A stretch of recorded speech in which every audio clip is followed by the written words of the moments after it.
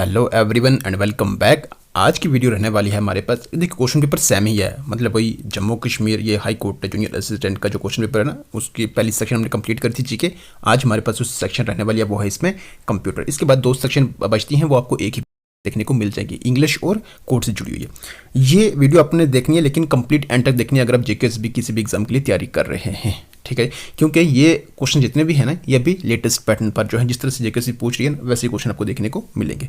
आगे चलते हैं, लेकिन उससे पहले एक चीज़ और कि ये जो क्वेश्चन पेपर है, ये जितने भी क्वेश्चन पेपर हैं जो भी अपडेट होती है वो टेलीग्राम पर भी आपके साथ शेयर कर दी जाती है, तो आप वहाँ पर भी जरूर जुड़े रहें। टेलीग्राम का लिंक जो वो डिस्क्रिप्शन बॉक्स में दे रखा है। चलिए अब एक एक करके यहाँ पर सभी क्वेश्चन को देखते हैं। देखिए यहाँ पर सबसे पहला question, which of the following statements are correct. तो देखिए यहाँ पर स्टेटमेंट फर्स्ट है, सेकंड है, थर्ड है, फोर्थ है। चार स्टेटमेंट आप देखें यहाँ पर, रीड करें इनको और बताएं इसमें इसका आंसर क्या होगा। देखिए आप देख लिया आपने। चलिए अब हम एक एक करके यहाँ पर सब स्टेटमेंट को देखते हैं। देखिए यहाँ पर सबसे पहले कि multi processing always requires multiple CPUs. मतलब ये होगा कि मल्टीपल प्रोसेसिंग जो है उसको ऑलवेज मल्टीपल सीपीयूज की जो है वो जरूरत पड़ती है, जो कि यहाँ पर क्या है, गलत है। मतलब ये होगा कि मल्टीपल सीपीयू से मल्टीपल प्रोसेसिंग होती है, ये बात तो सही है, पर यहाँ पर ये जो लगा ना ऑलवेज, ये इससे गलत हो रहा है, क्योंकि single CPU with multiple core से भी मल्टी प्रोसेसिंग होती है, ठीक है ना। तो स्टेटमेंट फर्स्ट जो है यहाँ से इनकरेक्ट हो रही है। देखिए यहाँ से ये इसका आंसर नहीं हो सकता, ये भी इसका आंसर नहीं हो सकता। दूसरा देखिए यहाँ पर multitasking and multi processing are identical concept, मतलब सेम कंसेप्ट है मल्टीटास्किंग और मल्टी प्रोसेसिंग। देखिए मल्टीटास्किंग मतलब क्या, मतलब टास्क मल्टीपल टास्क की बात हो रही है, और मल्टी प्रोसेसिंग मतलब मल्टीपल प्रोसेसर की बात हो रही है यहाँ पर। तो दोनों क्या है, ये अलग रिलेटेड हैं, पर ये दोनों क्या है, अलग अलग हैं। तो यहाँ से ये भी क्या हो रहा है, गलत हो रहा है। सेकंड यहाँ से गलत है, तो ये भी इसका आंसर नहीं हो सकता। थर्ड एंड फोर्थ का इसका करेक्ट आंसर होगा। बाकी देखिए यहाँ पर इस सेकंड से ही आप इसका आंसर जो है वो लगा सकते हैं, सेकंड स्टेटमेंट से ही। और सेकंड स्टेटमेंट बिल्कुल सिंपल है, उसको देखकर आप इसका आंसर जो है वो सही से लगा सकते हैं, ठीक है। अब देखिए थर्ड स्टेटमेंट जो है ना, ये सही है, जो फोर्थ है वो भी सही है, लेकिन थर्ड स्टेटमेंट से पहले अब हम सेकंड स्टेटमेंट जो है ना इसको समझेंगे, मतलब मल्टीटास्किंग और मल्टी प्रोसेसिंग को एग्जांपल से समझेंगे। देखिए किचन में आप एक खाना यहाँ तैयार कर रहे हैं, दूसरा भी, तीसरा भी और चौथा भी आप खाना तैयार कर रहे हैं। यहाँ पर एक बंदा है, यहाँ पर वो यहाँ इसको तैयार कर, फिर उसके बाद इसको, फिर उसके बाद इसको, मतलब इस तरह से आप देखिए खाने का वो क्या करेगा, तैयार करेगा। एक ही है लेकिन वो इस पर काम कर रहा है, फिर उसके बाद इस पर शिफ्ट हो रहा है, फिर उसके बाद इस पर शिफ्ट हो रहा है, फिर उसके बाद इस पर शिफ्ट हो रहा है। दूसरी तरफ आप देखें यहाँ पर 1 2 3 4 वही 4 खाने, लेकिन यहाँ पर हर एक के लिए अपना अपना बंदा है, ठीक है ना। मतलब यहाँ पर हर एक के लिए, हर काम के लिए अपना अपना प्रोसेसर है। बात को समझे, यहाँ पर हर एक के लिए अपना अपना प्रोसेसर है, लेकिन यहाँ पर क्या है, एक ही है जो क्या कर रहा है, यहाँ पर काम कर रहा है। सीपीयू है वो, अब देखेंगे यहाँ पर काम करेगा, लेकिन वो किस में करेगा, शिफ्टिंग में करेगा। यहाँ पर काम करेगा, फिर उसके बाद इस पे आएगा, फिर उसके बाद इस पे, फिर उसके बाद इस पे आएगा। लेकिन वो इतना फास्ट होता है ना कि हमें उसका कहीं से भी आइडिया नहीं होता कि ये इस तरह से शिफ्टिंग में काम कर रहा है। उसी शिफ्टिंग को टाइम शेयरिंग कहा जाता है, ठीक है ना। शिफ्टिंग बिटवीन टास्क को ही क्या कहा जाता है, टाइम शेयरिंग कहा जाता है। Single CPU can be to run multiple task क्या करता है, कंप्लीट करता है थ्रू टाइम शेयरिंग। तो इसी को टाइम शेयरिंग, ये शिफ्टिंग होती है, इसी को क्या कहा जाता है, टाइम शेयरिंग कहा जाता है। आप एक टाइम में आप क्या कर रहे हैं, म्यूजिक भी आपने लगा रखा है, आप कोई एक काम और भी कर रहे हैं, साथ साथ आपने MS वर्ड खोल के रखा हुआ आपने अपने सिस्टम पर, ठीक है ना। तो आप देखिए मल्टीपल टास्क आप कर रहे हैं, लेकिन अब देखिए सिंगल सीपीयू मल्टीपल टास्क हो रहा है, लेकिन वो शिफ्टिंग में हो रहा है, ठीक है ना। वो क्या हो रहा है, वो शिफ्टिंग में हो रहा है, लेकिन वो इतना फास्ट होता है कि हमें उसका कहीं से भी, मतलब उसको हम महसूस नहीं कर सकते, कहीं से भी आइडिया नहीं होता कि ये शिफ्टिंग में हो रहा है, ठीक है जी।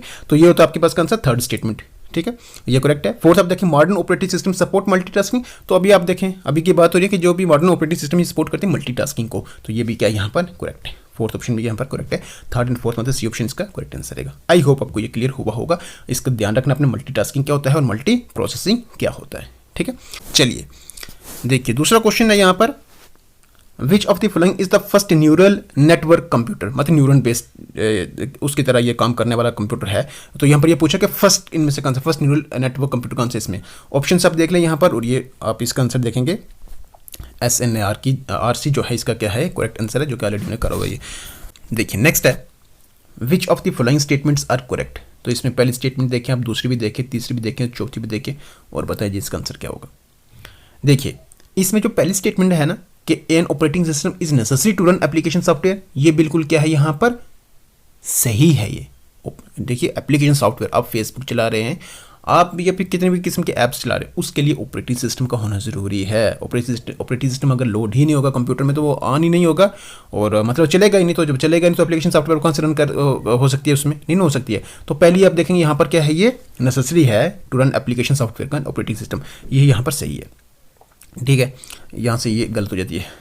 सम embedded systems can operate without a traditional operating system, कहते हैं कुछ एम्बेडेड सिस्टम जो है वो ऑपरेट हो सकते हैं विदाउट ए ट्रेडिशनल, मतलब उनको ऑपरेटिंग सिस्टम की जरूरत नहीं पड़ती है। कुछ ऐसे सिस्टम भी होते हैं। तो देखिए ये ऐसा कंप्यूटर सिस्टम, एम्बेडेड सिस्टम क्या होता है, ऐसा कंप्यूटर सिस्टम होता है जिसको किसी डिवाइस में डाला जाता है और उस डिवाइस में ऑपरेटिंग सिस्टम की जरूरत नहीं पड़ती है उसको चलाने के लिए। अब एग्जांपल की बात करते हैं, जैसे ये वॉशिंग मशीन हो गया, सीधे एक एग्जांपल लेते हैं, ठीक है। वॉशिंग मशीन में आप देखेंगे तो वो जो सिस्टम लगा है वो आपके पास कौन सा एम्बेडेड सिस्टम है, ठीक है ना। तो उसमें ऑपरेटिंग सिस्टम की जरूरत नहीं पड़ती है, ठीक है। तो इसमें सेकंड ऑप्शन आप देखेंगे यहाँ पर ये भी क्या हो रही है, इसमें ट्रू हो रही है, सेकंड भी यहाँ पर ट्रू हो रही है। तो सेकंड आप देखेंगे, हाँ ठीक है। आगे BIOS is loaded into RAM during booting, तो ड्यूरिंग बूटिंग जो है वो बायोस क्या होता है, बायोस मतलब बेसिक इनपुट आउटपुट जो सिस्टम है ये लोड होता है रैम में ड्यूरिंग बूटिंग। थर्ड यहाँ पर क्या हो रहा है, करेक्ट हो रहा है। फोर्थ आप देखें BIOS is a type of application software, नहीं एप्लीकेशन सॉफ्टवेयर नहीं, वो फर्मवेयर है, ठीक है ना, ठीक है ना। तो फोर्थ यहाँ पे गलत हो रहा है, इसका मतलब फर्स्ट भी सही है, सेकंड भी है और थर्ड भी है, बी ऑप्शन इसका करेक्ट आंसर रहेगा। आगे देखिए यहाँ पर एक second, which of the following statements are correct. तो देखिए यहाँ पर ये 4 स्टेटमेंट है, बताएं जी इसमें क्या आंसर रहेगा। चलिए देखिए पहली स्टेटमेंट है every cache miss results in data being fetched from RAM. अगर कैशी अगर मिस होता है तो उस केस में डेटा को फेच करा जाता है कहाँ से, रैम से करा जाता है, मेन मेमोरी से करा जाता है। तो देखिए जब सीपीयू को डेटा की जरूरत पड़ती है तो वो पहले किसके पास जाता है, कैश मेमोरी के पास जाता है, ठीक है ना। अगर उसके पास वो होगा, ठीक है ना, तो कैश मेमोरी उसको क्या करेगी, वो देगी, तो उसको कहते हैं हिट, उसको कहते हैं हिट। पर अगर कैश मेमोरी के पास वो नहीं है, ठीक है ना, तो उस वक्त उसको कहते हैं क्या, मिस, ठीक है। तो उस वक्त वो जाएगा, सीपीयू जो है वो किसी डेटा लेगा, वो मेन मेमोरी मतलब रैम से लेगा, ठीक है ना। तो ये पहले स्टेटमेंट आप देखेंगे यहाँ पर क्या है, करेक्ट है। दूसरे आप देखें registers are generally faster than cache memory, तो ये आपको सीक्वेंस याद रखनी है, register, cache, main memory, magnetic disk and magnetic tape, इनकी स्पीड इस तरह से क्या होती है, मतलब सबसे ऊपर जो है वो सबसे ज़्यादा फास्ट, जो सबसे ऊपर है ना जिससे रजिस्टर है इसकी सबसे ये फास्टर है, ठीक है ना। उसके बाद फिर जो स्पीड नीचे वो कम होती रहती है, ठीक है ना। तो register are generally faster than cache memory, ये बिल्कुल क्या है यहाँ पर सही है, सीक्वेंस आपको ध्यान में रखनी है। थर्ड है cache memory is use to reduce CPU waiting time, तो वही आपने देखा ना अभी इसके कैशी मेमोरी से सीपीयू और कैशी मेमोरी से क्या करेगा, वो लेगा, ठीक है ना। किसके लिए, टाइम की बात हो रही है ना, टाइम को बचाने के लिए, ठीक है ना। तो उससे क्या होता है, टाइम रिड्यूस होता है अगर उसको कैशी से मिलता है, ठीक है ना। और फोर्थ आप देखेंगे यहाँ पर, तो इसमें cache memory is a part of secondary storage, जो कि यहाँ पर क्या है, इसमें गलत है, ठीक है ना। ये cache memory is part of secondary नहीं, बल्कि ये प्राइमरी पार्ट है किसका, प्राइमरी स्टोरेज का, ठीक है। तो ये आप देखेंगे थर्ड भी यहाँ पर क्या है, सही है, फर्स्ट भी सही है, सेकंड भी सही है और थर्ड भी यहाँ पर क्या है, सही है। तो इसका मतलब सी ऑप्शन का इसका करेक्ट आंसर रहेगा। नेक्स्ट है स्टेटमेंट, अब देखिए यहाँ पर फर्स्ट है, एक computer can process data and produce information, ये सही है बिल्कुल।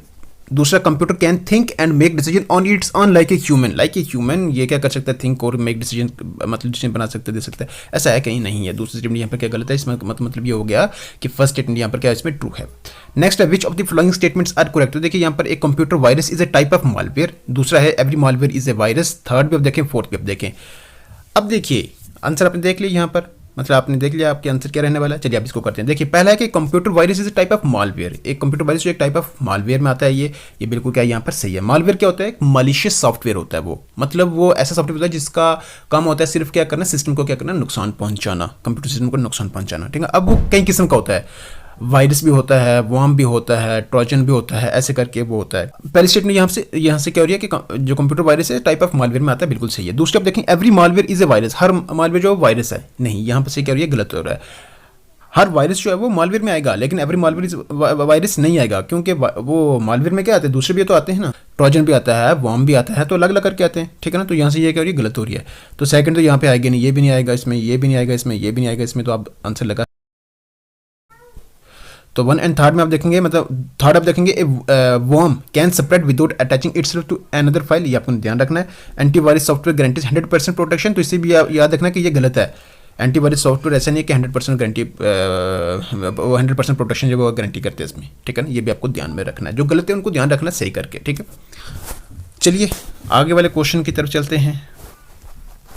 क्या है question, which of the following statements are correct. तो देखिए यहाँ पर देखिए पहली स्टेटमेंट है कि RAM is both readable and writable, क्या है, आई होप रैम रोम जो तो ये तो अगर मेमोरी पड़ी होगी तो फिर मैं इसमें ये तो आता ही आता है ना इसमें, तो रीडेबल एंड राइटेबल है ये, बिल्कुल ये यहाँ पर सही है। दूसरा रोम कैन नेवर बी मॉडिफाइड, ऐसा है, देखिए इसी में EEPROM आता है तो आप देखें यहाँ पर इसको मॉडिफाई कर सकते हैं इसमें, ठीक है ना, तो ये यहाँ से क्या हो रही है, गलत हो रही है। सेकंड यहाँ से गलत हो रही है, इसका मतलब ये इसका आंसर नहीं हो सकता, ये भी इसका आंसर नहीं हो सकता, ये भी इसका आंसर नहीं हो सकता, क्योंकि दूसरा यहाँ पर आ रहा है बीच में, ठीक है, तो इसका answer first third and fourth रहेगा। EEPROM is a form of ROM, बिल्कुल सही है। EEPROM can be electrically erased, तो ये भी देखिए ये सीधा सीधा है, तो आप इसको आराम से कर सकते हैं। आगे है which of the following statements are correct. देखिए यहाँ पर a file extension determines the actual contents of a file, जो फाइल एक्सटेंशन है वो डिटरमाइन करती है, बताती है किसके बारे में, जो एक्चुअल कंटेंट ऑफ फाइल होता है ना। देखिए जैसे आपके पास PDF है, ठीक है ना, तो PDF के पीछे कुछ भी लिख रखा है ना, तो लास्ट पे होगा .pdf, ठीक है, या फिर आप देखें .txt ऐसे लिखा होता है, ठीक है। अब देखिए इसी को समझ ले, यहाँ पर ये जो डॉट मतलब पीछे कुछ नाम लिखा होगा, लास्ट पे होगा .pdf, तो वो PDF जो वो लिखा है वो एक्सटेंशन होता है, वो फाइल के बारे में बताती है ये चीज़ कि ये किस टाइप की फाइल है, ठीक है ना।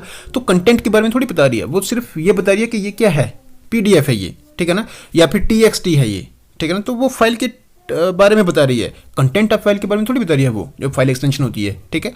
तो अब देखिए यहाँ से पहली स्टेटमेंट यहाँ पर क्या है, गलत है, पहली स्टेटमेंट यहाँ से क्या है, गलत आ रही है, तो ये ऑल ऑफ द 4 ये भी नहीं होगा, ये भी इसका नहीं होगा, ये भी इसका आंसर नहीं हो सकता। 2, 3 एंड 4 आप मतलब आप देखिए एक चीज़, इन जितने भी क्वेश्चन हैं कंप्यूटर के थोड़े दिखने में आपको शायद कुछ ऐसे भी हैं कि मुश्किल भी हैं, लेकिन अगर आप ऑप्शन के मतलब स्टेटमेंट पे जाएंगे, कोई एक स्टेटमेंट अच्छे से मालूम है तो आंसर लगा सकते हैं ना।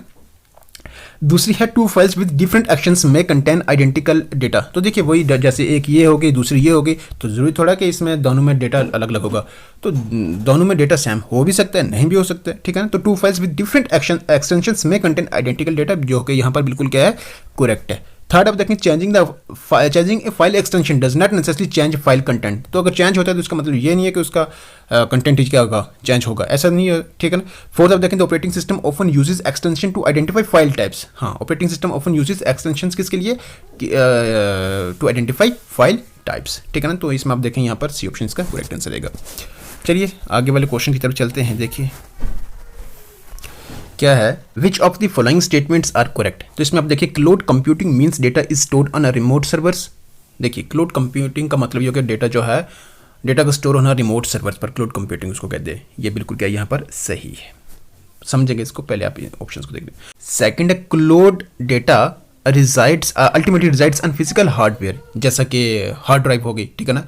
तो देखिए जो चलिए अभी आप इसको देख ले यहाँ पर कि ये भी क्या यहाँ पर ये ट्रू है। Third cloud computing eliminates the need for data centres, eliminate कर रहा है इसमें नीड फॉर डेटा सेंटर्स, नहीं ये क्या है यहाँ पर गलत है कि डेटा सेंटर्स का होना ज़रूरी है क्लाउड कंप्यूटिंग के लिए, ठीक है, इसी से तो हो रहा है सारा ये।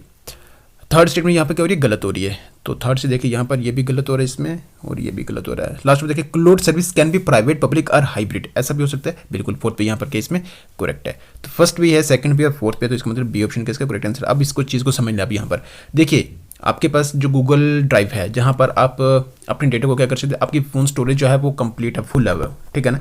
लेकिन आप देखेंगे अगर आप बैकअप में देखेंगे तो गूगल ड्राइव मतलब उसमें आप देखेंगे तो आपके जो भी डेटा वगैरह होता है वो आपका वहाँ पर पड़ा रहता है। आप उसको क्या कर सकते हैं, आप किसी भी अपनी डिवाइस से आप जब आप फ़ोन चेंज करें या किसी भी डिवाइस से आप लॉग इन करेंगे दूसरी जगह, तो आप अपने उन सभी फोटोज़ या डेटा जो भी होता है आप उसको क्या कर सकते हैं, ले सकते हैं। वो डेटा दरअसल वो स्टोर कहाँ होता है, देखिए सबसे पहले आप उसको ले सकते हैं, इंटरनेट का होना ज़रूरी है, इंटरनेट आप होगा तभी आप उसको ले सकते हैं, ठीक है ना। अब वो डेटा जो है वो स्टोर कहाँ होता है, वो होता है इन डेटा सेंटर्स में, ये बड़े डेटा सेंटर्स होते हैं और जो कंपनीज होती है वो उन्होंने रखा होता है, ठीक है ना। और जो रिमोट सर्वर्स होते हैं या फिर फिजिकल हार्डवेयर की बात करें यहाँ पर के जो हार्ड ड्राइव्स होती है, ठीक है ना, उनमें क्या होता है, उस डेटा को क्या करा जाता है, उन डेटा सेंटर्स में उन डेटा को क्या करा जाता है, उसकी स्टोरेज करी जाती है वहाँ पर उन डेटा सेंटर्स में, और उसी को क्या कहा जाता है, क्लाउड कंप्यूटिंग कहा जाता है, ठीक है ना। तो ऐसा नहीं है कि ये डेटा कहीं पर भी होता है, बल्कि ये फिजिकल हार्डवेयर होता है, ठीक है ना, और वहाँ पर या फिर आपसे बात करें जो रिमोट सर्वर्स हैं, ठीक है ना, वहाँ पर ये डेटा आपके पास क्या क्या रहता है, वहाँ पर स्टोर रहता है, और जब भी आपको चाहिए हो तो इंटरनेट का यूज़ करके आप उस डेटा को कर सकते हैं, ले सकते हैं, ठीक है जी। तो सेकंड ऑप्शन इसमें करेक्ट आंसर रहेगा। अब आगे वाले क्वेश्चन की तरफ चलते देखते हैं यहाँ पर क्या है, which of the following statements are correct. तो यहाँ पर Unicode was developed to represent characters from multiple languages, ASCII is a subset of Unicode. Every Unicode characters occupies exactly 16 bits और ASCII uses fewer characters than Unicode. तो देखिए यहाँ पर ये पहली स्टेटमेंट, दूसरी और ये सही है, इसमें सिर्फ 16 बिट्स वाला जो है यहाँ पर क्या है, इसमें गलत है, ठीक है ना। तो इसमें थर्ड गलत है, ठीक है, और बाकी ये सारे सही हैं, मतलब 1, 2 and 4 सही। नेक्स्ट है which of the following is not a type of computer code. तो यहाँ पर आप देखिए जी, ये सीधा सीधा क्वेश्चन है और करा हुआ भी हमने, ऐसा ही क्वेश्चन बिल्कुल सेम है। तो आपको पता है ASCII BCD फुल फॉर्म भी आपको इनको मालूम होनी चाहिए, फुल फॉर्म भी कभी पूछी जाती है इनकी, ठीक है ना। तो इसमें जो नहीं है ना टाइप ऑफ कंप्यूटर कोड वो है EDIC। Next, which of the following is design to control the operations of a computer. इनमें से किसको डिजाइन करा जाता है कंट्रोल करने के लिए operations of a computer system. User application software, system software या फिर यूटिलिटी सॉफ्टवेयर, वो करा जाता है सिस्टम सॉफ्टवेयर का। Which of the flying service allows a user to log in to another computer somewhere on the internet. Email, usenet, telnet, FTP कर रखा है हमने, टेलनेट कर रखे क्वेश्चन ये, ठीक है। आगे वाला क्वेश्चन देखिए, यहाँ पर statement the keyboard is an input device, ठीक है। MS word is a hardware, MS word hardware है, गलत है। कीबोर्ड इनपुट है, बिल्कुल सही है।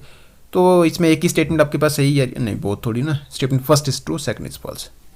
ये चलिए, आज का हमारा आखिरी सवाल है, और सवाल है which of the following language does the computer understand.